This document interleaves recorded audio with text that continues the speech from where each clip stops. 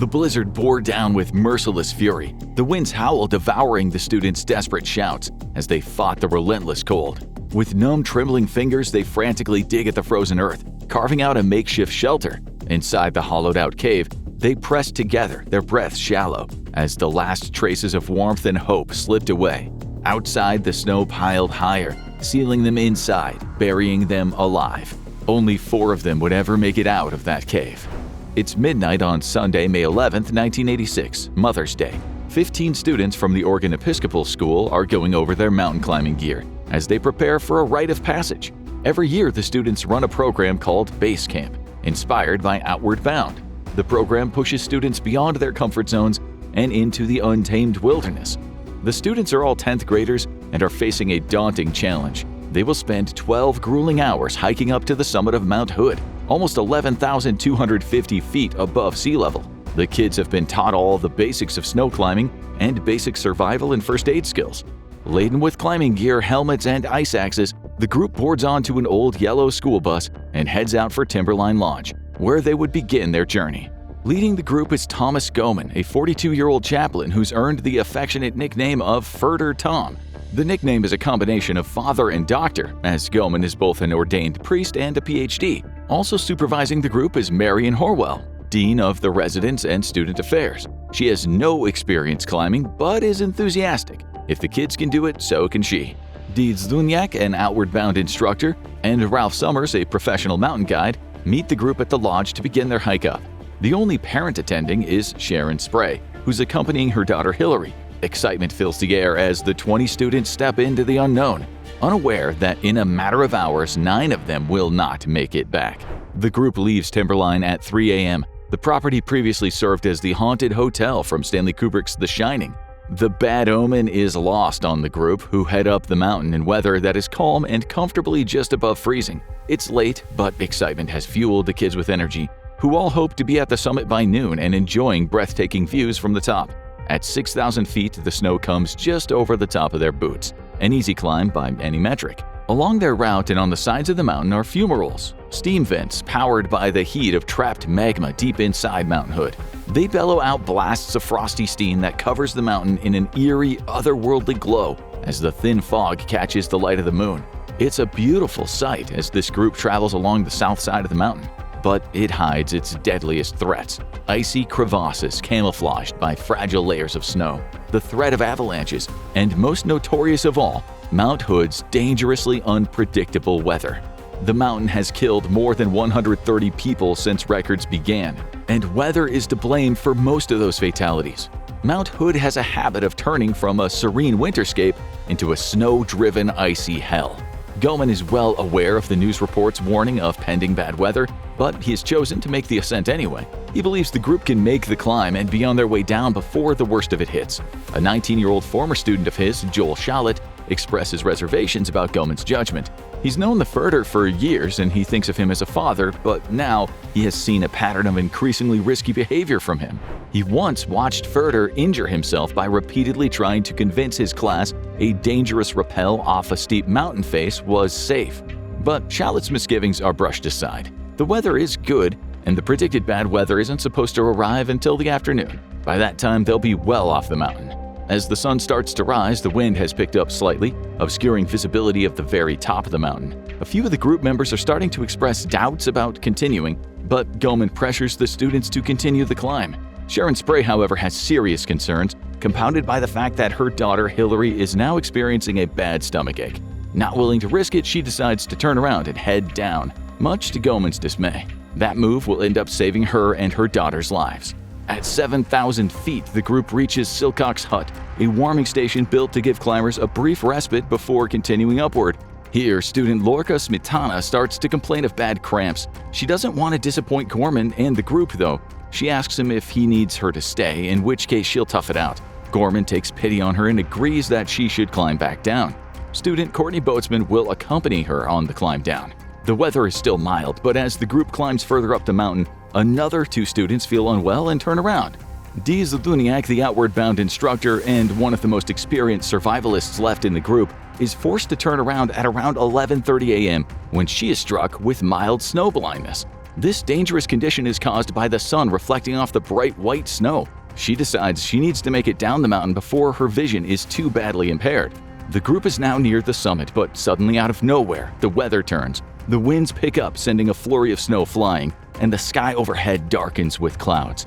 However, they are near the summit, and despite objections by Summers, the wilderness guide, Goman pushes on. He doesn't want to rob the children of the chance to conquer the mountain. But this decision is reckless, and it will result in death. At just over 11,000 feet, the winds are now roaring, nearly toppling some of the smaller students. Summers has trekked ahead of the group to see if there is a clear path to the peak, but he comes back reporting conditions are only getting worse. He argues with Goman, who still wants to press ahead. At last, Goman relents. The argument has eaten up precious time the group should have been using to descend.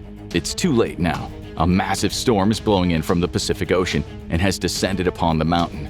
The driving snow blasts into the group, filling in the tracks that they were hoping to follow back down to make their descent easier. Making matters worse is the fact that most of the group is made up of 15-year-old children. Mentally tough, the kids are still physically struggling in the snow. Now the wind chill has dropped temperatures well below freezing, and it's starting to take a toll on the kids. The first victim is 15-year-old Patrick McGinnis. He's described by classmates as a sweet kid who was kind to everybody. He's a lean runner, excelling in track and field, but with little insulating body fat despite the heavy winter coat. He starts shivering uncontrollably. Thanks to vertigo caused by the conditions, his steps become erratic. It threatens to tumble him down the mountain and be blown away by the howling wind. Goman and Summers try to encourage Patrick, but by 3:30 p.m. his speech starts to slur. He's starting to become extremely exhausted and yearns to lay down and go to sleep. Classic signs of hypothermia. The group is nearly at 10,000 feet. From the warmth of Timberline Lodge, they should have been easy to spot on a clear day, but for now, the storm has reduced visibility to just 20 feet as wind and snow swallow the mountain whole. Patrick is in bad shape. He can't continue. The group is forced to try to raise his body temperature, even in the midst of a blizzard. The kids show a remarkable amount of courage by choosing to stop their descent in an attempt to save his life. Ultimately, though, it'll only end up costing even more lives. They place Patrick in a sleeping bag, and then Susan McClave, an experienced climber, takes off her jacket and boots to climb inside and cuddle him. She hopes that her body heat will be enough to warm Patrick back up, but her heroic sacrifice will end up claiming her life as well. Summers, meanwhile, is struggling to light a field stove in the intense conditions. Once lit, he boils some water and dissolves 2 lemon drop candies into it. He gives the warm, sugary drink to Patrick and forces him to drink it, helping to warm and revive him slightly. The sugar and the carbs also help re-energize him. On a normal day, this might have been enough to save his life, but this is no ordinary storm, and the entire process eats up a precious hour of travel time. The group sets off again, McClave now also feeling the icy chill of hypothermia. Reviving Patrick by sharing her body heat has dropped her own internal temperature, and the weather will not relent enough to raise it again. The snow is blinding now and completely disorienting. The white of the snow and the white of the sky are all but indistinguishable from each other, making navigation extremely difficult. Goman knows there is a canyon up ahead, but it'll be too dangerous to descend because of the driving wind and snow. But as he shoots a compass bearing, he overcorrects by a full 20 degrees. It's likely that hypothermia has taken its toll on Goman by now, numbing his mind and affecting his cognitive skills. Whatever the reason, Goman's course puts the group on a nearly sideways heading along the side of the mountain, rather than on a downward trajectory toward safety. The group is walking toward their death. Summers, who is leading the group, suddenly spots a crack in the snow up ahead. He feels a dreadful fear settle into the pit of his stomach. He knows these cracks well. They're formed at the gaping mouth of icy crevasses, and they signal drops that can be as deep as 100 feet or more. He realizes with growing horror that the group must have wandered onto the White River Glacier, a dangerous climb on a clear day, an impossible climb in these conditions. Summers knows all too well that in these conditions, snow can accumulate into bridges that cover the crevasses. However, these snow bridges will instantly collapse when you step on them, sending a climber plummeting to their death. He realizes that the group has been led directly into the middle of a minefield. "Step where I step only," Summers screams at the group as he edges his way forward. He feels the snow give way at his toes and he looks down at a yawning, icy crack. This confirms his worst fears. They are in the middle of the glacier. Moving ahead is too dangerous even with his experience, and if any of the children stray so much as an inch off of his tracks, it could lead to their death. There was only one option: dig in and wait out the storm. Summers relays his instructions to the group, and several members take out icy metal shovels and begin to dig into the snow. The work is hard, made harder by the fact that now most of the group is suffering from hypothermia. Some of the kids clearly have frostbite on their hands and faces. They dig furiously, but the driving snow fills in almost as much snow as they can dig out, and they are steadily weakening. The mountain is winning the race for life. A small snow cave is starting to take shape, but Summers can see on the faces of some of the kids that it might already be too late. The sun has now dipped below the horizon, and along with the storm comes the deathly chill of night. After an hour of digging, Summers and Goman manage to dig out a cave measuring roughly 6 by 8 feet and 4 feet high. 2 by 2, the students begin to shuffle inside, wedging themselves into the cramped space. It quickly becomes apparent that the cave won't hold more than 6 of them, which leaves 7 of the group stuck outside. The group is forced to set up a rotation, with 2 of them regularly switching out with 2 from the outside. Inside of the cave is horribly claustrophobic though, and while the snow does work as an insulator, making it warmer than the outside, this has an unexpected side effect. A pool of ice-cold meltwater from the cave's walls is starting to accumulate in the middle, drenching whoever is forced to lay there. Making matters worse, the falling snow constantly threatens to plug up the snow cave, forcing the group to constantly dig away at it. Sometime in the middle of the night, the howling wind tears away the sleeping bag the kids are using to close the entrance and the single remaining shovel that hasn't already been lost in the snow. Now the cave is under threat of being sealed permanently, and the kids only have their hands and an ice axe to try to clear away the ever-falling snow.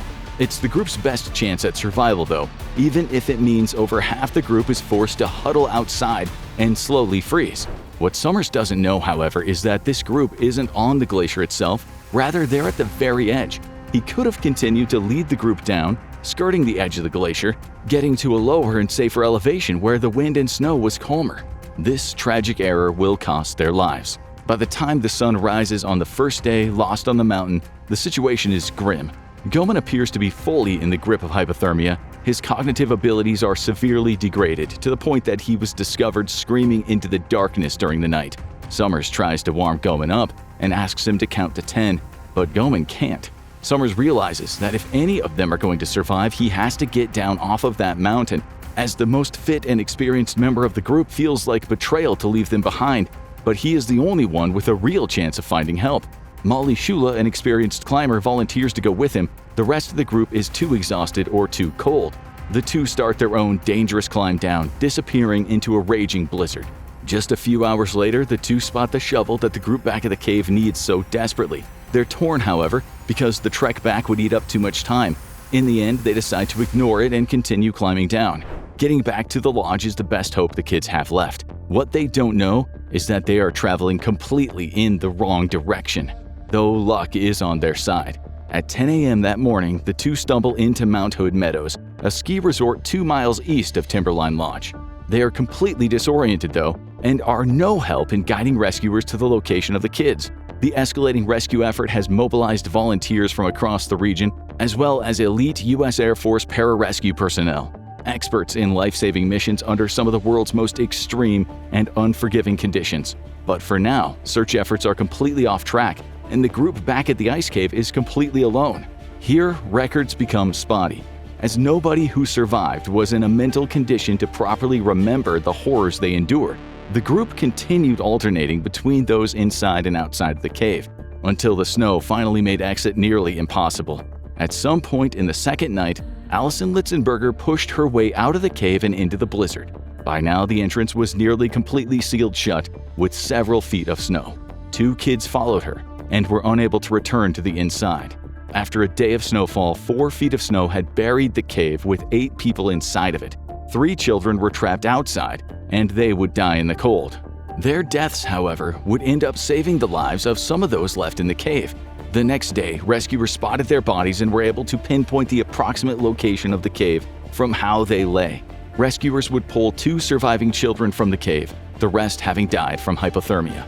Both of these kids would suffer amputation of their legs, however, due to severe frostbite. Now, go check out I Was Trapped Underwater for 3 Days, or click this other video instead.